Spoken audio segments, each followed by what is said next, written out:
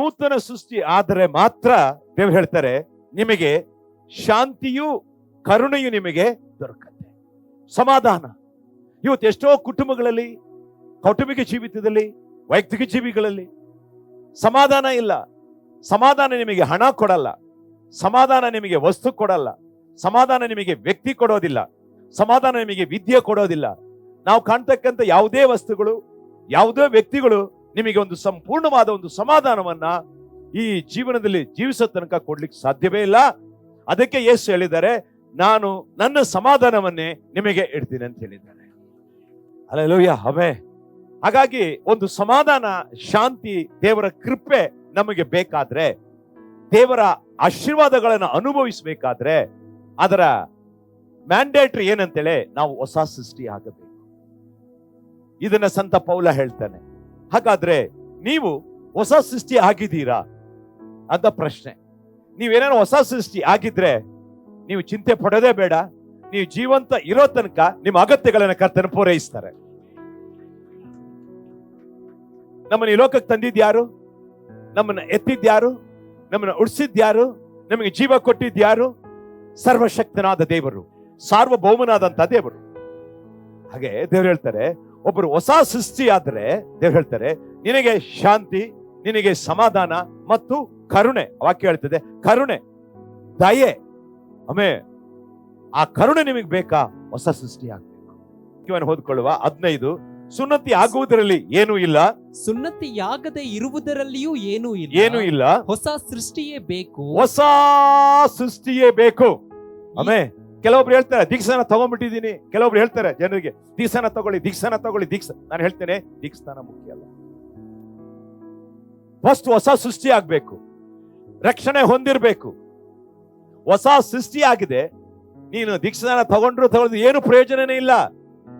ಅದನ್ನ ಇಲ್ಲಿ ಹೇಳ್ತಾರೆ, ದೇವ್ರು ಹೇಳ್ತಾರೆ ನಾವು ಮೊದಲು ನಮಗೆ ಬೇಕಾಗಿದ್ದು ಹೊಸ ಸೃಷ್ಟಿ ಆಗ್ಬೇಕು. ಹೇಗೆ ಹೊಸ ಸೃಷ್ಟಿ? ಸತ್ಯವೇದದಲ್ಲಿ ಯೇಸು ಸ್ವಾಮಿಯನ್ನು ಒಬ್ಬ ವ್ಯಕ್ತಿ ರಾತ್ರಿ ಭೇಟಿ ಮಾಡ್ತಾನೆ. ಯಾವಾಗ ಹೇಳಿ? ರಾತ್ರಿ. ಅವನು ಯೋಹನ್ನ 3ನೇ ಅಧ್ಯಾಯದಲ್ಲಿ ಅದನ್ನ ನೋಡ್ತೇವೆ. ಒಂದು ದಿನ ಒಬ್ಬ ಫರಿಸಾಯರಲ್ಲಿ ಒಬ್ಬ ನಾಯಕ, ಅವನು ರಾತ್ರಿ ಯೇಸು ಸ್ವಾಮಿಯನ್ನ ರಹಸ್ಯವಾಗಿ ಭೇಟಿಯಾಗ್ಲಿಕ್ಕೆ ಬರ್ತಾನೆ. ಅವನು ಸಾಮಾನ್ಯವಾದ ಜನ ಅಲ್ಲ, ಅವನೊಬ್ಬ ನಾಯಕ, ಅವನೊಬ್ಬ ಫರಿಸಾಯ, ಅವನೊಬ್ಬ ಬುದ್ಧಿವಂತ. ಅವನು ಯಾವುದಕ್ಕೂ ಕೊರತೆ ಇಲ್ಲ. ಅವನಿಗೆ ಸ್ಥಾನ, ಮಾನ ಎಲ್ಲ ಇದೆ. ಹಾಗಾಗಿ ಎಲ್ಲಿ ಯೇಸುವಲ್ಲಿ ಹಗಲೊತ್ತು ಬಂದು ಯೇಸುವನ್ನ ಭೇಟಿ ಮಾಡಿದ್ರೆ ನನ್ನನ್ನ ಕೆಲಸದಿಂದ ತೆಗೆದು ಬಿಡ್ತಾರೋ ಅಥವಾ ಅವಮಾನ ಆಗ್ಬಿಡತ್ತೋ ಅಂತ ಹೇಳಿ ಸಮಾಜದ ಆ ಗೌರವದ ನಿಮಿತ್ತವಾಗಿ ರಾತ್ರಿ ಯೇಸುವನ್ನ ಭೇಟಿ ಮಾಡ್ಲಿಕ್ಕೆ ಬರ್ತಾನೆ. ರಾತ್ರಿ ಯೇಸುವನ್ನ ಭೇಟಿ ಮಾಡ್ಲಿಕ್ಕೆ ಬಂದವನು ಏನ್ ಹೇಳ್ತಾನೆ? ಯೇಸುವಿನ ಬಗ್ಗೆ ಅವನು ತಿಳಿದಿದ್ದ. ನೋಡಿ, ಯೇಸುವಿನ ಬಳಿಗೆ ಬಂದು, ಹೌದಾ, ಕತ್ತಲಲ್ಲಿ ಬರ್ತಾ ಇದ್ದಾನೆ, ಯೇಸುವನ್ನು ಹೊಗಳ್ತಾ ಇದ್ದಾನೆ. ನೀನು ಗುರು, ನಿನ್ ಜೊತೆ ದೇವರಿದ್ದಾರೆ, ನಿನ್ನ ಮುಖಾಂತರ ಅನೇಕ ಸೂಚಕ ಕಾರ್ಯಗಳು ನಡೀತಾ ಇದೆ ಅಂತ ಹೇಳಿ ಯಾರನ್ನು ಭೇಟಿ ಮಾಡ್ದ? ಯೇಸುವನ್ನು ಭೇಟಿ ಮಾಡಿದ. ಹಲ್ಲೆಲೂಯಾ. ಇಲ್ಲಿ ಗಮನಿಸಬೇಕು ಪ್ರಿಯರೇ, ಯೇಸುವನ್ನ ಭೇಟಿ ಮಾಡಿದ್ರೆ ಸಾಲದು, ಆಲಯಕ್ಕೆ ಬಂದರೆ ಸಾಲದು, ಯೇಸುವಿನ ಬಗ್ಗೆ ತಿಳಿದಿದ್ದರೆ ಸಾಲದು, ಯೇಸುವಿನ ವಾಕ್ಯ ಬದುಕಿಗೆ ಅರಿತಿದ್ದರೆ ಸಾಲದು, ಯೇಸುವಿನ ನಾನು ಮುಖಮುಖವಾಗಿ ನೋಡಿದೆ ಅಂತೇಳಿ ಹೇಳಿದ್ರೆ ಸಾಲದು, ಆತನು ಮುಖಾಂತರ ಅದ್ಭುತಗಳು ಸೂಚಕ ಕಾರ್ಯಗಳು ನಡೀತದೆ ಅಂತೇಳಿ ನಂಬಿದ್ದರು ಸಾಲದು. ಮುಂದುವರೆದು ಯೇಸು ಹೇಳ್ತಾರೆ, ಅದಕ್ಕೆ ಯೇಸು, ನಾನು ನಿನಗೆ ನಿಜ ನಿಜವಾಗಿ ಹೇಳುತ್ತೇನೆ, ಒಬ್ಬನು ಹೊಸದಾಗಿ ಹುಟ್ಟದಿದ್ದರೆ ಅವನು ದೇವರ ರಾಜ್ಯವನ್ನು ಕಾಣಲಾರನು ಅಂದನು. ಇಲ್ಲಿ ಕತ್ತಲಲ್ಲಿ ಬಂದಂತವನ ಹೃದಯವನ್ನ ನೋಡ್ತಾ ಇದ್ದಾರೆ. ಅವನ ಹೃದಯ ಕತ್ತಲಾಗಿದೆ. ಅವನಿಗೆ ಬೆಳಕು ಕೊಡ್ತಕ್ಕಂಥ ಮಾತನ್ನ ದೇವರು ಹೇಳ್ತಾ ಇದ್ದಾರೆ. ಅರ್ಥ ಆಗ್ತಾ ಇದೆಯಾ? ಇವತ್ತು ನಾನು ನಿಮಗೆ ಕೇಳ್ತೇನೆ, ಅವತ್ತು ಯೇಸುವನ್ನು ಭೇಟಿ ಮಾಡಲು ಬಂದಂತ ನಿಕೋದೇಮನ ಯೇಸು ಕೇಳ್ತಾರೆ. ಅವನು ಯೇಸುವನ್ನು ಹೊಗಳದ, ಅವನು ಯೇಸುವನ್ನು ಭೇಟಿ ಮಾಡದ, ಯೇಸುವಿನ ಬಗ್ಗೆ ತಿಳಿದಿದ್ದ, ಎಲ್ಲವನ್ನೂ ಇತ್ತು. ಆದ್ರೆ ಅವನು ಹೊಸದಾಗಿ ಹುಟ್ಟಿರಲಿಲ್ಲ. ಯೇಸು ಅವನ ಕೆಟ್ಟೋದ ಆತ್ಮದ ಸ್ಥಿತಿಯನ್ನು ಗುರುತಿಡಿದ್ರು. ಅವನ ಆತ್ಮ ಕೆಟ್ಟೋಗಿತ್ತು, ಅವನ ಸೋಲ್ ಕೆಟ್ಟೋಗಿತ್ತು, ಅವನ ಆತ್ಮ ಬ್ಯಾಡ್ ಕಂಡೀಷನ್. ರಾತ್ರಿಯಲ್ಲಿ ಬಂದಂತವನ ಆ ಹೃದಯ, ಆ ಮನಸ್ಸು ಬ್ಯಾಡ್ ಕಂಡೀಷನ್. ಹೃದಯ ರಕ್ಷಣೆ ಹೊಂದಿರಲಿಲ್ಲ, ಅವನು ನೂತನ ಸೃಷ್ಟಿ ಆಗಿರಲಿಲ್ಲ. ಅಂತವನು ಯೇಸುವನ್ನು ಹೊಗಳ್ತಾ ಇದ್ದಾನೆ. ಇವತ್ತು ನಾನು ನಿಮಗೊಂದು ಪ್ರಶ್ನೆ ಕೇಳ್ತೇನೆ, ನಿಮ್ಮ ಆತ್ಮದ ಸ್ಥಿತಿ ಹೇಗಿದೆ? ಅದು ಬ್ಯಾಡ್ ಆಗಿದೆಯಾ, ಗುಡ್ ಆಗಿದೆಯಾ? ನಾನು ಹೇಳೋದು ನಿಮ್ಗೆ ಅರ್ಥ ಆಗತ್ತೆ ಅಂತ ಕಾಣುತ್ತೆ. ನೀವು ಆಲಯಕ್ಕೆ ಬಂದಿದ್ದೀರಾ, ಅವನು ಬಂದಿದ್ದ, ಅವನಾದ್ರೂ ನಿದ್ರೆ ಬಿಟ್ಟು ಬಂದಿದ್ದಾನೆ. ಎಷ್ಟು ಅರ್ಥ ಆಗ್ತಾ ಇದೆಯಾ? ಇವತ್ತು ಅನೇಕರು ಉಪವಾಸ ಪ್ರಾರ್ಥನೆ ಮಾಡ್ತಾರೆ, ರಾತ್ರಿ ಪ್ರಾರ್ಥನೆ ಮಾಡ್ತಾರೆ. ಅನೇಕರು ಒಂದು ಸಾಲಲ್ಲ ಅಂತ ಅಲ್ಲಿ ಇಲ್ಲಿ ಓಡಾಡ್ತಾನೆ ಇರ್ತಾರೆ. ಆದ್ರೆ ಒಂದ್ ಪ್ರಶ್ನೆ, ನೀವು ನೂತನ ಸೃಷ್ಟಿ ಆಗಿದ್ದೀರಾ? ಇಲ್ಲಿ ದೇವರು ಏನನ್ನ ಕೇಳ್ತಾ ಇದ್ದಾರೆ? ನೂತನ ಸೃಷ್ಟಿನೇ ಕಾರಣ. ನೀವು ನೂತನ ಸೃಷ್ಟಿ ಆಗೋ ತನಕ ನಿನಗೆ ಬಿಡುಗಡೆ ಆಗಲ್ಲ, ಶಾಪ ನಿನ್ನ ಬಿಟ್ಟು ಹೋಗಲ್ಲ, ನಿನಗೆ ಹೇಳಿಕೆ ಆಗ್ಲಿಕ್ಕೆ ಆಗಲ್ಲ. ನೂತನ ಸೃಷ್ಟಿ ಆಗದೆ ಈ ಆತ್ಮ ಪರಲೋಕದೊಳಗೆ ಹೋಗ್ಲಿಕ್ಕೆ ಆಗಲ್ಲ. ಹಲ್ಲೆಲೂಯಾ. ನೂತನ ಸೃಷ್ಟಿ ಆಗ್ಬೇಕು. ಇವನು ಹೇಳ್ಬೋದಿತ್ತಲ್ಲ, ನನ್ನ ನೋಡಿದೀಯಪ್ಪ, ನನ್ನನ್ನು ಇಷ್ಟು ಹೊಗಳಿದೆಯಲ್ಲ, ನನ್ನ ಮೇಲೆ ಇಷ್ಟು ನಂಬಿಕೆ ಇಟ್ಟಿದೆಯಲ್ಲ, ನನ್ನ ಬಗ್ಗೆ ಎಷ್ಟು ತಿಳ್ಕೊಂಡಿದೀಯಲ್ಲ, ನನ್ನ ವಾಕ್ಯವನ್ನು ತಿಳ್ಕೊಂಡಿದ್ಯಾ, ನನ್ನ ಬಗ್ಗೆ ತಿಳ್ಕೊಂಡಿದ್ಯಾ, ನನ್ನ ಜೊತೆ ಯಾರಿದಾರ ತಿಳ್ಕೊಂಡಿದ್ಯಾ, ಅದು ರಾತ್ರಿ ಕುಟುಂಬ ಎಲ್ಲವನ್ನು ಬಿಟ್ಟು, ನಿದ್ದೆಯನ್ನು ಬಿಟ್ಟು ತ್ಯಾಗದಿಂದ ರಾತ್ರಿ ಬಂದಿದೆಯಲ್ಲ, ನಿನಗೆ ತಥಾಸ್ತು, ಇವತ್ತೇ ಪರಲೋಕ ಅಂತ ದೇವರು ಹೇಳಿದ್ರು. ಅವನಿಗೆ ಏನ್ ಹೇಳಿದ್ರು? ನೀನಲ್ಲೊಂದು ಕೊರತೆ ನಾನು ಕಾಣ್ತಾ ಇದ್ದೀನಿ. ಅವನಿಗೆ ಹಣ ಇದೆ, ಅಂತಸ್ತಿದೆ, ಜನಬಲ ಇದೆ, ಎಲ್ಲ ಇದೆ, ಅವನಿಗೇನು ಕಡಿಮೆ ಇಲ್ಲ. ಆದ್ರೆ ಅವನ ಹೃದಯದ ಆತ್ಮದ ಸ್ಥಿತಿಯನ್ನ ದೇವರು ರಾತ್ರಿಯಲ್ಲಿ ಬಂದಂತವನ ಅವನ ಹೃದಯದ ಸ್ಥಿತಿ ನೋಡಿದಾಗ ಬ್ಯಾಡ್ ಕಂಡೀಷನ್. ಅವನ ರಾತ್ರಿಯಲ್ಲಿ ಬಂದಿದ್ದಾನೆ, ಅವನ ಹೃದಯದಲ್ಲಿ ಅಂತರಂಗದಲ್ಲಿ ಕತ್ತಲು ಕವಿದಿದೆ. ಹಾಗಾಗಿ ಬೆಳಕು ಕೊಡ್ತಕ್ಕಂಥ ವಿಷಯವನ್ನು ಹೇಳ್ತಾ ಇದ್ದಾರೆ. ನೀನು ಹೊಸದಾಗಿ ಹುಟ್ಟದಿದ್ದರೆ ಪರಲೋಕ ರಾಜ್ಯವನ್ನ ನೀನು ಸೇರಲಾರೆ. ಇವತ್ತು ನಾವು ಅಷ್ಟೇ, ನಿಮಗಿದೇ ಪ್ರಶ್ನೆ. ನೀವು ಹೊಸದಾಗಿ ಹುಟ್ಟಿದ್ದೀರಾ? ನೀವು ಯಾರೇ ಇರಿ, ನೀವು ಹೊಸದಾಗಿ ಹುಟ್ಟದಿದ್ದರೆ ನೀವು ಪರಲೋಕ ರಾಜ್ಯಕ್ಕೆ ಹೋಗೋದಿಲ್ಲ. ಚರ್ಚಿಗೆ ಬರ್ಬೋದು, ಆರಾಧನೆ ಮಾಡ್ಬೋದು, ವಾಕ್ಯವನ್ನು ಓದಬಹುದು, ಕಾಣಿಕೆ ಕೊಡಬಹುದು. ಯೇಸು ಒಳ್ಳೆಯವನು, ಆತನು ಶಕ್ತನು, ಆತನು ಅದ್ಭುತನು, ಸಾರ್ವಭೌಮನು, ಎಲ್ಲ ನೀವು ಮಾಡಬಹುದು. ಆದ್ರೆ ಪರಲೋಕಕ್ಕೆ ನೀವು ಹೋಗ್ಬೇಕಾದ್ರೆ ಈ ನನ್ನ ವಾಕ್ಯವನ್ನು ಕೇಳ್ತಕ್ಕಂಥ ಪ್ರತಿಯೊಬ್ಬರು ವೈಯಕ್ತಿಕವಾಗಿ, ವ್ಯಕ್ತಿಗತವಾಗಿ ಹೊಸದಾಗಿ ಹುಟ್ಟಿದಂತಹ ಅನುಭವ ಇಲ್ಲದೆ ಅಲ್ಲಿ ನಿಮಗೆ ಅನುಮತಿ ಇಲ್ಲ.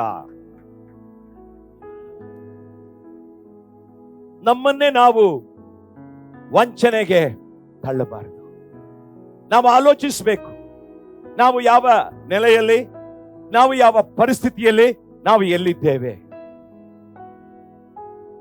ವಯನಾಡಲ್ಲಿ ಗುಡ್ಡ ಜಾರಿತು, ರಾತ್ರಿಗೆ ಎಷ್ಟೋ ಜನ ಹೋದ್ರು. ನಾವು ಯಾವಾಗ ಸಾಯ್ತೀವಿ ನಿಮ್ಗೆ ಗೊತ್ತಾ? ಆದ್ರೆ ಮರಣಕ್ಕೆ ಸಿದ್ಧರಾಗಿ. ಪಕ್ಕದಲ್ಲಿ ಹೇಳಿ, ನಿನ್ನ ಮರಣಕ್ಕೆ ನೀನು ಸಿದ್ಧನಾಗಿರು. ಆತ್ಮದಲ್ಲಿ ಹೆಂಗೂ ನಾವು ಒಂದಿನ ಸಾಯ್ಲೇಬೇಕು. ಹೇಗಂತ ಗೊತ್ತಿಲ್ಲ, ಯಾವಾಗಂತನೂ ಗೊತ್ತಿಲ್ಲ, ಯೇಸು ಯಾವಾಗ ಬರ್ತಾರಂತ ನಮಗ್ ಗೊತ್ತಿಲ್ಲ. ಬಟ್ ಅದು ಮುಂಚೆ, ಅದಕ್ಕೆ ದೇವ್ರು ಹೇಳೋದು, ಯಾವಾಗಲೂ ನೀವು ಸಿದ್ಧರಾಗಿರಿ. ಕರ್ತನ ಬರುವಿಕೆ ಯಾವಾಗ ಅಂತೇಳಿ ಯಾರಿಗೂ ಗೊತ್ತಿಲ್ಲ. ಕಳ್ಳನು ಬರುವಾಗೆ ಕರ್ತನು ಬರ್ತಾರೆ, ನೀವು ಸಿದ್ಧರಾಗಿರಿ. ಅದಕ್ಕೆ ಹೇಳ್ತಾರೆ ಹೊಸ ಸೃಷ್ಟಿಯಾಗಿರಿ. ಹೊಸ ಸೃಷ್ಟಿಯಾಗಿ ಎಲ್ಲಿ ತನಕ ನೀವು ಆಗಿರೋದಿಲ್ಲ ಅಲ್ಲಿ ತನಕ ಹೋಗೋದಿಲ್ಲ. ನಿಕೋದೇಮ ಅದನ್ನು ಹೇಳ್ತಾನೆ ನೋಡಿ ಮೇಲೆ. ಯೇಸುವಿನ ಬಳಿಗೆ ಬಂದು, ಆ ನಿಕೋದೇಮ ಒಬ್ಬ ಮನುಷ್ಯನು ರಾತ್ರಿಯಲ್ಲಿ ಯೇಸುವಿನ ಬಳಿಗೆ ಬಂದು, ಚರ್ಚಿಗೆ ಬಂದು, ಅರ್ಥ ಆಯ್ತಾ, ಚರ್ಚಿಗೆ ಬಂದು, ಪಾಸ್ಟರ್ ಬಳಿಗೆ ಬಂದು, ಆರಾಧನೆಗೆ ಬಂದು ನರಕಕ್ಕೆ ಹೋದ್ರೆ ಹೆಂಗೆ? ಹಲ್ಲೆಲೂಯಾ. ಅರ್ಥ ಆಗ್ತಾ ಇದೆಯಾ? ಬಂದು ನೀವು ಬಂದಿದ್ದೀರಾ, ಏನಕ್ಕೆ ಬಂದಿದ್ದೀರಾ? ಎಲ್ಲಿಗೆ ಹೋಗ್ಲಿಕ್ಕೆ ಬಂದಿದ್ದೀರಾ? ಒಂದು ಬಿಡುಗಡೆಗೆ ಬಂದ್ರ? ಕಾಯಿಲೆಯಿಂದ ಸುಖ ಹೊಂದಲಿಕ್ಕೆ ಬಂದ್ರ? ಅಥವಾ ಇಲ್ಲಿ ಮನರಂಜನಾ ಕಾರ್ಯಕ್ರಮ ನಡೀತಾ ಇದೆ ನೋಡ್ಲಿಕ್ಕೆ ಬಂದ್ರ? ಅದಕ್ಕಲ್ಲ, ನಮ್ಮ ಆತ್ಮದ ಸ್ಥಿತಿ ಹೇಗಿದೆ ಅದನ್ನ ದೇವರ ಜೊತೆ ಹೇಳಿ ಒಬ್ಬ ನೂತನ ಸೃಷ್ಟಿಯಾಗಿ ಮಾರ್ಪಡ್ಲಿಕ್ಕೆ ನಾವು ಬಂದಿದ್ದೇವೆ. ಹಲ್ಲೆಲೂಯಾ. ಆಮೆನ್. ಅದು ಬದಲಾವಣೆ ನಿಮ್ಮಲ್ಲಿ ಬಂದ್ರೆ ಮಾತ್ರ ನೀವು ಪರಲೋಕ ಹೋಗ್ಲಿಕ್ಕೆ ಸಾಧ್ಯ. ಇಲ್ಲಾಂದ್ರೆ ನಿಮ್ಮನ್ನೇ ನೀವು ಮೋಸ ಮಾಡ್ತೀರಿ. ಆ ಭಾವನೆ, ಆ ಹೊಸ ಮನುಷ್ಯ ಯಾರು? ಈ ಹೊಸ ಒಡಂಬಡಿಕೆಗೆ ತಕ್ಕಂತೆ ಮತ್ತಾಯದಿಂದ ಪ್ರಕಟಣೆವರೆಗಿರ್ತಕ್ಕಂಥ 27 ಗ್ರಂಥಗಳು ಇರ್ತಕ್ಕಂಥ ದೇವರ ಶುಭ ಸಂದೇಶ, ಆ ಮನುಷ್ಯನಾಗಿ ಆ ದೇವರ ಸಾರೂಪ್ಯ ನಿನ್ನೊಳಗೆ ಇಳಿದು ಬರಲಿ, ಅದನ್ನು ಹೇಳ್ತಾ ಇದ್ದಾರೆ. ಅದು ಬರಬೇಕು ಅಂತ ಹೇಳ್ತಾ ಇದ್ದಾರೆ. ಅದಕ್ಕೆ ಹೇಳ್ತಾರೆ, ನೀನು ಹೊಸ ಸೃಷ್ಟಿ ಆಗದೆ ಇದ್ರೆ ಹೋಗ್ಲಿಕ್ಕೆ, ಮೇಲೆ ಹೋಗ್ಲಿಕ್ಕೆ ಸಾಧ್ಯ ಇಲ್ಲ. ನಿನಗೆ ಹಣ ಇದೆ, ಪವರ್ ಇದೆ, ಮನಿ ಇದೆ, ಎಲ್ಲ ಇದೆ, really good, but your soul condition is a worst condition. ನಿಮ್ಮ ಹೃದಯದ ಆತ್ಮದ ಸ್ಥಿತಿ, ಪ್ರಾಣ, ಆತ್ಮ, ಶರೀರ ಮೂರಿದೆ. ನಿಮ್ಮ ಆತ್ಮ ಹೇಗಿದೆ? ಇವತ್ತು ಕಣ್ಮುಚ್ಚಿದ್ರೆ ಪರಲೋಕ ಹೋಗಲಿಕ್ಕೆ ಸಿದ್ಧನಾ? 1 ಕೊರಿಂಥ್ಯ 15:19 ಒಂದು ವಾಕ್ಯ ಇದೆ. ಈ ಜೀವಮಾನದ ಕಾಲತೆಗೆ ಪೂರ್ತಿಗಾಗಿ ನಾವು ಕ್ರಿಸ್ತನಲ್ಲಿ ನಿರೀಕ್ಷೆ ಇಟ್ಟುಕೊಂಡಿದ್ದೇ ಹೊರತು, ಈ ಜೀವಮಾನ ಕಾಲದ ಪೂರ್ತಿಗೆ ನಾವು ಕ್ರಿಸ್ತನಲ್ಲಿ ನಿರೀಕ್ಷೆ ಇಟ್ಟುಕೊಂಡದ್ದೇ ಹೊರತು ಮತ್ತೇನು ಇಲ್ಲದಿದ್ದರೆ ಎಲ್ಲಾ ಮನುಷ್ಯರಲ್ಲಿಯೂ ನಿರ್ಭಾಗ್ಯರೇ ಸರಿ. ಈ ಕನ್ನಡ ಅರ್ಥ ಆಗಿದೆ ನಿಮ್ಗೆ ಗೊತ್ತಿಲ್ಲ, ಇನ್ನೊಂದ್ಸತಿ. ಈ ಜೀವಮಾನ ಕಾಲದ ಪೂರ್ತಿಗೆ ನಾವು ಕ್ರಿಸ್ತನಲ್ಲಿ ನಿರೀಕ್ಷೆ ಇಟ್ಟುಕೊಂಡದ್ದೇ ಹೊರತು ಮತ್ತೇನು ಇಲ್ಲದಿದ್ದರೆ ಎಲ್ಲಾ ಮನುಷ್ಯರಲ್ಲೂ ನಿರ್ಭಾಗ್ಯರೇ ಸರಿ. ಈ ಲೋಕಕ್ಕೆ ಒಂದ್ ಮನೆ ಬೇಕು, ಒಂದ್ ಕಾರ್ ಬೇಕು, ಆಮೇಲೆ ಕಿವಿಗೊಂದೆರಡು ಹೊಲೆ ಬೇಕು, ಆಮೇಲೆ ಈ ಊಟಕ್ಕೆ ಒಂದ್ ಕೆಲಸ ಬೇಕು ಅಂತೇಳಿ ಇದನ್ನ ಮಾತ್ರ ನೀವು ಇಲ್ಲಿ ನಂಬಿ ಚರ್ಚಿಗೆ ಬರೋದಾದ್ರೆ, ಇದನ್ನ ಮಾತ್ರ ನಂಬಿ ಯೇಸುವನ್ನ ನಂಬಿ ನೀವು ಬರೋದಾದ್ರೆ ನಿಮ್ಮ ಹಾಗೆ ನಿರ್ಭಾಗ್ಯರು ಯಾರೂ ಇಲ್ಲ ಅಂತ ವಾಕ್ಯ ಹೇಳ್ತಾ ಇದೆ. ಹಲ್ಲೆಲೂಯಾ. ನಾವು ಇಲ್ಲಿ ಬಂದಿರೋದು ಆತ್ಮದ ಆದಾಯಕ್ಕೆ. ಆತ್ಮ ನರಕಕ್ಕೆ ಹೋಗ್ಬಾರ್ದು. ಹಲ್ಲೆಲೂಯಾ. ಅರ್ಥ ಆಗ್ತಾ ಇದೆ? ಹಾಗಾಗಿ ರಾತ್ರಿ ಭೇಟಿ ಮಾಡ್ಲಿಕ್ಕೆ ಬಂದಲ್ಲ, ಅವನಿಗೆ ಬೇಕಾದಷ್ಟಿದೆ, ಜನ ಇದ್ದಾರೆ, ಹಣ ಇದೆ, ಅಧಿಕಾರಿ ಎಲ್ಲ ಇದೆ. ಅವನು ನೋಡಿ ಹೇಳ್ತಾ ಇದ್ದಾರೆ, ನೀನು ನೂತನ ಸೃಷ್ಟಿ ಆಗ್ಬೇಕಂತೇಳಿ. ಇವತ್ತು ನಮ್ಮ ನೋಡಿ ಹೇಳ್ತಾ ಇದ್ದಾರೆ, ನೀವು ಆಲಯಕ್ಕೆ ಬರೋದು ಯಾವುದಕ್ಕೆ? ನಿಮ್ಮ ಹೃದಯ ರಕ್ಷಣೆ ಹೊಂದಿದೆಯಾ? ನಿಮ್ಮ ಹೃದಯದಲ್ಲಿ ನೀವು ನೂತನ ಸೃಷ್ಟಿ ಆಗಿದ್ದೀರಾ? ಹಾಗದೆ ಇದ್ದರೆ ನೀವು ನಿರ್ಭಾಗ್ಯರೇ. ಏನು ಬಿಡುಗಡೆಗೆ ಬಂದ್ರ, ಸುಖಕ್ಕೆ ಬಂದ್ರ? ಅದು ಕೊಟ್ಟೇ ಕೊಡ್ತಾರೆ. ನಂಬಿಕೆ ಇದ್ರೆ ನಿಮಗೆ ಸಿಕ್ಕೇ ಸಿಗತ್ತೆ, ಅದು 2 ಮಾತಿಲ್ಲ. ಅದು ಮಾತ್ರ ನಿಮಗೆ ಸಾಕ? ಅದಕ್ಕೆ ಮಾತ್ರ ಬಂದ್ರೆ ನಿಮ್ಮ ಹಾಗೆ ನಿರ್ಭಾಗ್ಯರು, ನಿಮ್ಮ ಹಾಗೆ ಅನ್ಲಕ್ಕಿ ಪರ್ಸನ್ ಈ ಆಕಾಶಗಳಿಗೆ ಭೂಮಿ ಮೇಲೆ ಯಾರು ಇಲ್ಲ ಅನ್ನೋದನ್ನೇ ವಾಕ್ಯ ಎತ್ತಿ ಹೇಳ್ತಾ ಇದೆ. ಅದಕ್ಕೆ ಮಾತ್ರ ಅಲ್ಲ, ಮುಂದೆ ಒಂದು ಹೆಜ್ಜೆ ಬಂದು ನಿತ್ಯ ಜೀವಕ್ಕೆ ನೀವು ಸಿದ್ಧರಾಗಬೇಕನ್ನೋದನ್ನೇ ವಾಕ್ಯ ಎತ್ತಿ ಹೇಳ್ತಾ ಇದೆ. ಹಾಗಾಗಿ ಇವತ್ತು ನನ್ನ ವಾಕ್ಯವನ್ನು ಕೇಳ್ತಕ್ಕಂಥ ಪ್ರಿಯರೇ, ಕರ್ತನಲ್ಲಿ ಪ್ರಿಯ ಜನರೇ, ಚರ್ಚಿಗೆ ಯಾಕೆ ಬರ್ತಾ ಇದ್ದೀರಾ ಅಂತ ಹೇಳಿದ್ರೆ, ನಮ್ಮ ಜೀವನದ ಯಾತ್ರೆ ನಂತರ ನಮಗೊಂದು ಸ್ಥಳ ಇದೆ, ನಿತ್ಯ ನರಕ, ನಿತ್ಯ ಪರಲೋಕ. ಅಲ್ಲಿಗೆ ಹೋಗ್ಬೇಕಾದ್ರೆ ತೀರ್ಮಾನ, ನೂತನ ಸೃಷ್ಟಿ ಆಗ್ಬೇಕು. ಹೇಗ್ ನೂತನ ಸೃಷ್ಟಿ ಆಗ್ತೀರಾ? ಮನುಷ್ಯನು ಇಡೀ ಲೋಕವನ್ನೇ ಸಂಪಾದನೆ ಮಾಡಿಕೊಂಡು ತನ್ನ ಆತ್ಮವನ್ನ ನಷ್ಟಪಡಿಸಿದರೆ ಅವನಿಗೇನು ಲಾಭ? ಮತ್ತಾಯ 16:26 ಓದಿದ್ರೆ ವಾಕ್ಯ ಹೇಳ್ತದೆ, ಒಬ್ಬ ಮನುಷ್ಯನು ಲೋಕವನ್ನೆಲ್ಲ ಓದಪ್ಪ. ಒಬ್ಬ ಮನುಷ್ಯನು ಲೋಕವನ್ನೆಲ್ಲ ಸಂಪಾದಿಸಿಕೊಂಡರೂ ಪ್ರಾಣ ನಷ್ಟಪಟ್ಟರೆ ಅವನಿಗೆ ಪ್ರಯೋಜನವೇನು? ಅಥವಾ ಒಬ್ಬನು ತನ್ನ ಪ್ರಾಣಕ್ಕೆ ಏನು ಈಡು ಕೊಟ್ಟಾನು? ಇಡೀ ಎಲ್ಲವನ್ನೂ ಸಂಪಾದನೆ ಇದೆ, ಇವನ ಹತ್ರ ಎಲ್ಲ ಇದೆ, ನಿಕೋದೇಮ ಹತ್ರ ಏನಿಲ್ಲ, ಹೊಸ ಸೃಷ್ಟಿ ಆಗಿಲ್ಲ. ಒಂದಲ್ಲೆಲ್ಲೂ ಹೇಳಿ, ನಿಮ್ಮ ಹೊಸ ಮನುಷ್ಯರಾಗಿ ನೀವು ಮಾರ್ಪಡಿಲ್ಲ ಅಂದ್ರೆ, ಹೊಸ ಸೃಷ್ಟಿ ಆಗಿಲ್ಲ ಅಂದ್ರೆ, ಪಕ್ಕದಲ್ಲಿ ಹೊಸ ಸೃಷ್ಟಿ ಆಗಿಲ್ಲ ಅಂದ್ರೆ ಪರಲೋಕ ಇಲ್ಲ. ಇಲ್ಲಿ ಬೇಕಾದ್ರೆ ನಾವು ಹಾಯ್ ಪಾಸ್ಟರ್ ಹಾಯ್ ಅನ್ಬೋದು, ಇಲ್ಲ ಅಲ್ಲೆಲೂಯಾ ಅನ್ಬೋದು. ಅಲ್ಲಿ ಹೊಸ ಸೃಷ್ಟಿ ಆಗಿಲ್ಲ ಅಂದ್ರೆ ನೀನು ಪರಲೋಕಕ್ಕೆ ಹೋಗ್ಲಿಕ್ಕೆ ಆಗಲ್ಲ. ಇಷ್ಟೆಲ್ಲ ಬೆಳಿಗ್ಗೆ ಎದ್ದು ಇಷ್ಟೆಲ್ಲ ಬೈಬಲ್ ತಿಳ್ಕೊಂಡು ಬಂದಿರೋದು ಏನಾಗತ್ತೆ? ವ್ಯರ್ಥವಾಗತ್ತೆ. ಅಲ್ಲೆಲೂಯಾ. ಅದಕ್ಕೆ ಹೇಳ್ತಾರೆ, ಹಾಗಾದ್ರೆ ಹೊಸ ಸೃಷ್ಟಿ ಹಾಗಾದ್ರೆ ಏನ್ ಮಾಡ್ಬೇಕು? ಈ ಲೋಕದಲ್ಲಿ ಇರ್ತಕ್ಕಂಥ ಯಾವ ವ್ಯಕ್ತಿ ಆಗಲಿ, ಯಾವ ಕಾರ್ಯವಾಗಲಿ, ಯಾವ ವಸ್ತುವಾಗಲಿ ಯಾವ ಮನುಷ್ಯನಾಗಲಿ ಒಂದು ಮನುಷ್ಯನನ್ನ ನೂತನ ಸೃಷ್ಟಿಯಾಗಿ ಮಾರ್ಪಡಿಸಲಿಕ್ಕೆ ಸಾಧ್ಯವೇ ಇಲ್ಲ.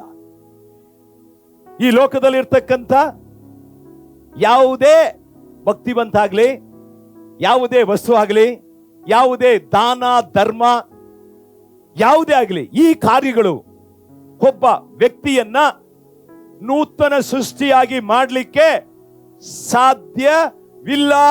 ಇಲ್ಲ ಇಲ್ಲ. ಹಾಗಾದ್ರೆ ಹೇಗೆ ಪಾಸ್ಟರ್ ಒಬ್ಬ ಮನುಷ್ಯ ನೂತನ ಸೃಷ್ಟಿ ಆಗೋದು ಹೇಗೆ?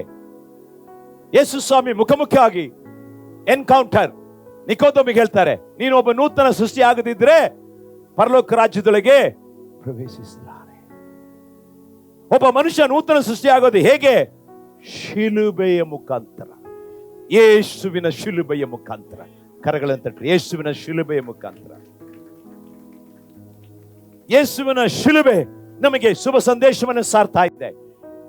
ಯೇಸು ನಮಗೋಸ್ಕರ ನಮ್ಮ ಪಾಪಗಳನ್ನ ಹೊತ್ತು ಸತ್ತು ಮೂರನೇ ದಿನ ಜೀವಂತವಾಗಿ ಎದ್ದಿದ್ದಾರೆ. ನನ್ನ ಪಾಪ ನಾನು ಅರಿತು ಅರಿಯದೆ ತಿಳಿಯದೆ ನಾವು ಮಾಡಿದ ಇಡೀ ಮಾನವ ಕೋಟಿ ಜನಾಂಗದ ಪಾಪವನ್ನ ಶಿಲುಬೆ ಮೇಲೆ ಹೊತ್ತು ತೀರಿಸಿದರು ಅಂಥೇಳಿ ಯೇಸುವನ್ನ ನಂಬಿ ಆ ಸತ್ಯವನ್ನ ಸ್ವೀಕರಿಸಿ ಅದರ ಮೇಲೆ ನಂಬಿಕೆ ಇಡುವಾಗಲೇ ಎಫೆಸ್ಯ 1ನೇ ಅಧ್ಯಾಯ 13ನೇ ವಾಕ್ಯ ಹೇಳ್ತದೆ.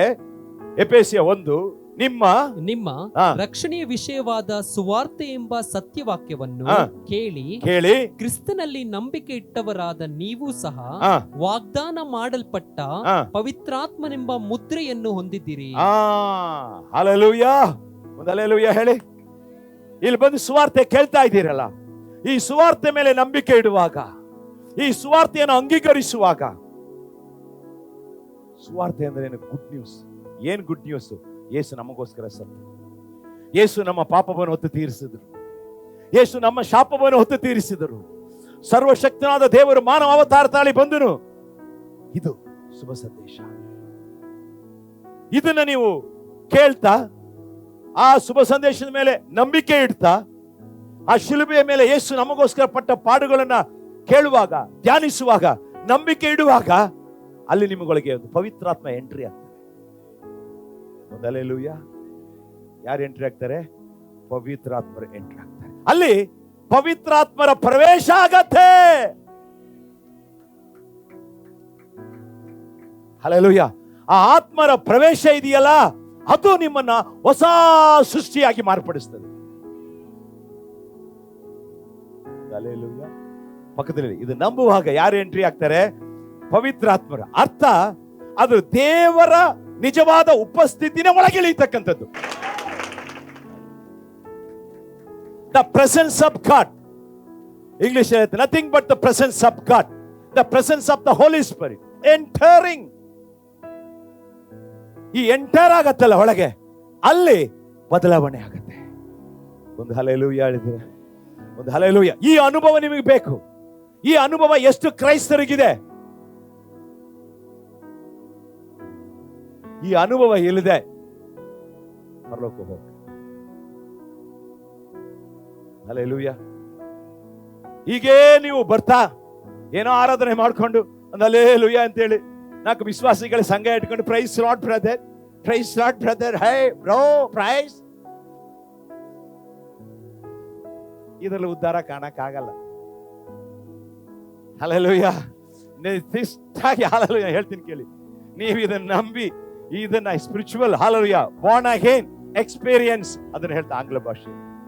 ದ ಬಾರ್ನ್ ಅಗೇನ್ ಎಕ್ಸ್ಪೀರಿಯನ್ಸ್ ನಿಮಗೆ ಬಂದಿಲ್ಲ ಅಂದ್ರೆ ನೀವು ಅಲ್ಲಿ ಹೋಗಕ್ ಆಗಲ್ಲ.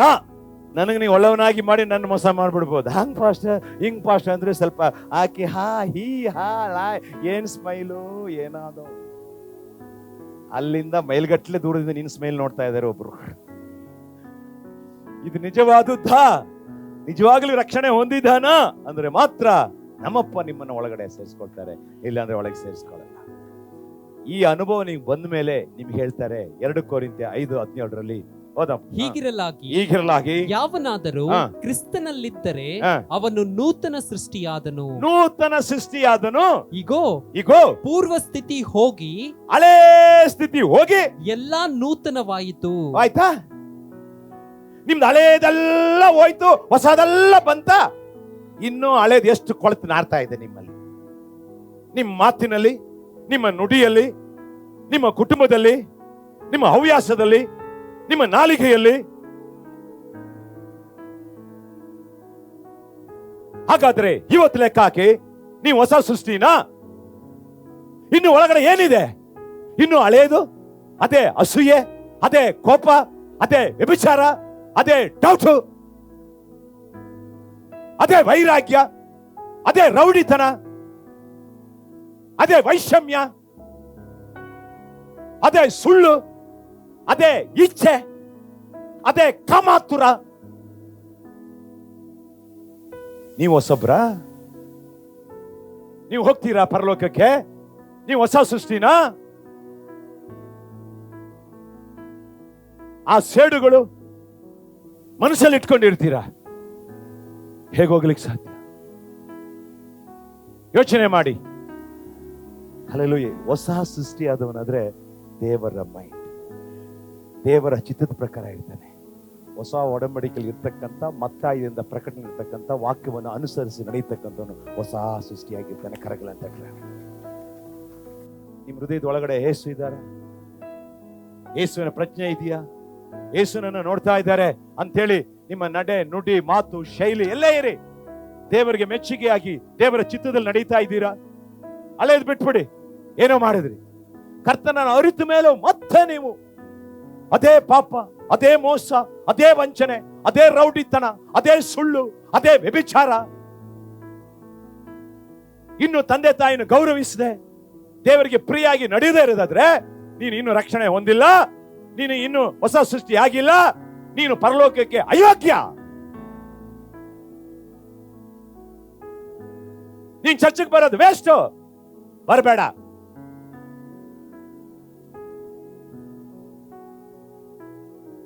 ಅರ್ಥ ಆಗ್ತಾ ಇದೆ ನಿಮ್ಗೆ? ಯಾಕೆ ಚರ್ಚೆಗೆ ಬರ್ತೀರಾ? ಹಣಕ್ ಬರ್ತೀರಾ? ಮನೆಗೆ ಬರ್ತೀರಾ? ಅಥವಾ ಹುಡುಗಿ ನೋಡಿ ಮದುವೆ ಮಾಡಕ್ ಬರ್ತೀರಾ? ಏನಕ್ಕೆ ಬರ್ತೀರಾ?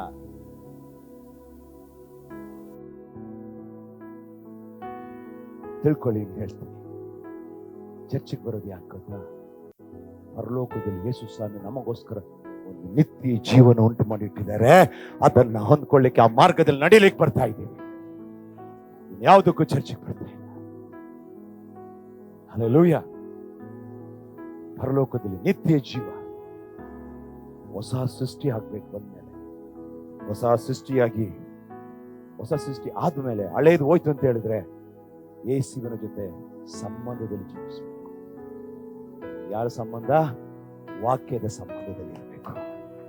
ಅದಕ್ಕೆ ವಾಕ್ಯ ಹೋದ್ರಿ ಹೋದ್ರಿ ಹೋದ್ರಿ ಅಂದ್ರಿ. ಯೇಸುವಿನ ಜೊತೆ ಸಂಬಂಧ ಇರಬೇಕು. ಇನ್ನೊಂದು ಹೊಸ ಸೃಷ್ಟಿ ಅಂದ್ರೆ ಯೇಸುವಿನ ಜೊತೆ ಹೊಸ ಒಡಂಬಡಿಕೆ. ಇದು ರಕ್ತದ ಒಡಂಬಡಿಕೆ, ಇದು ರಕ್ತದ ಒಡಂಬಡಿಕೆ. ಹಳೆ ಒಡಂಬಡಿಕೆ ದೇವರಿಗೂ ಇಸ್ರಾಯೇಲ್ ಮಕ್ಕಳಿಗೆ ನಡೆದಂತ ಒಡಂಬಡಿಕೆ. ಹೊಸ ಒಡಂಬಡಿಕೆ ದೇವರಿಗೂ ಯೇಸು ಸ್ವಾಮಿಗೆ ನಡೆದಿದ್ದು. ನಮಗೆ ಆಶೀರ್ವಾದ ಯೇಸು ಸ್ವಾಮಿಯಲ್ಲೇ. ಅರ್ಥ ಆಗಿದ್ರೆ ಕೈ ತಟ್ಟಿ. ಅದೇ ಯೇಸುವನ್ನು ಯಾರು ನಂಬ್ತಾರೆ, ಯೇಸುವಿನ ಮಾರ್ಗದಲ್ಲಿ ಯಾರು ನಡೀತಾರೆ, ಯೇಸುವನ್ನು ಯಾರು ಸ್ವೀಕರಿಸ್ತಾರೆ, ಅವರಿಗೆ ಬಿಡುಗಡೆ, ಪಾಪದ ಮುಕ್ತಿ, ಶಾಪದ ಮುಕ್ತಿ, ಅನ್ಯಾಯದಿಂದ ಮುಕ್ತಿ, ಪರಲೋಕ. ಹಳೆ ಒಡಂಬಡಿಕೆ ಇಸ್ರಾಯೇಲ್ ಜನರಿಗೆ, ಹೊಸ ಒಡಂಬಡಿಕೆ ಯೇಸುವಿನ ಜೊತೆ ದೇವರಿಗೂ ಯೇಸುವಿಗೆ. ನಾವು ಕ್ರಿಸ್ತನಲ್ಲಿ ಒಬ್ಬ ನೂತನ ಸೃಷ್ಟಿಯಾದರೆ ಹಳೆಯದೆಲ್ಲ ಹೋಯಿತು. ಎಷ್ಟು ನನಗೆ ಅರ್ಥ ಆಯ್ತು ನಾನು ಹೇಳೋದು? ಇವತ್ತು ಎಷ್ಟೋ ಕ್ರೈಸ್ತರು ನೋಡ್ರಿ, ಕ್ರೈಸ್ತರಾಗೇ ಇರ್ತಾರೆ, ಚರ್ಚಿಗೆ ಬರ್ತಾರೆ, ಎಲ್ಲ ಮಾಡ್ತಾರೆ, ಸಾಕ್ಷಿ ಸರಿ ಇಲ್ಲ. ಇನ್ನು ಎಷ್ಟೋ ಜನ ಸಭೆಗೆ ಬರ್ತಾ ಇದ್ರು. ಯಾಕೆ ಹೇಳಿ? ಈಗ ಹಾಲಿ ಇರ್ತಕ್ಕಂಥ ಕ್ರೈಸ್ತರು ಸರಿ ಇಲ್ಲ.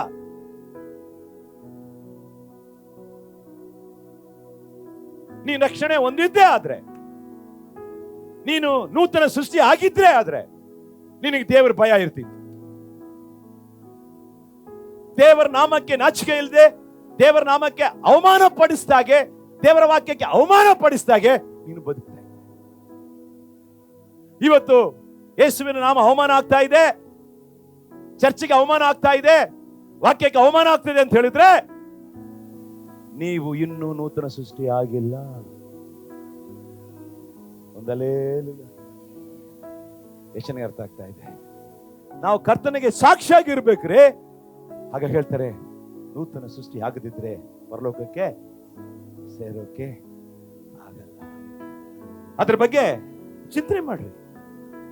ನಾನು ಇವತ್ತು ಹೇಗಿದ್ದೀನಿ, ನನ್ನ ಪರಿಸ್ಥಿತಿ ಹೇಗಿದೆ, ಹಳೆ ಗುಣ ಹೇಗಿತ್ತು, ಹಳೆ ಫ್ರೆಂಡ್ಶಿಪ್ ಹೇಗಿತ್ತು, ಹಳೆ ಭಾವನೆಗಳು ಹೇಗಿತ್ತು, ತಂಬಾಕ್ ಬಿಟ್ರ, ಎಣ್ಣೆ ಹೊಡೆಯೋದು ಬಿಟ್ರ,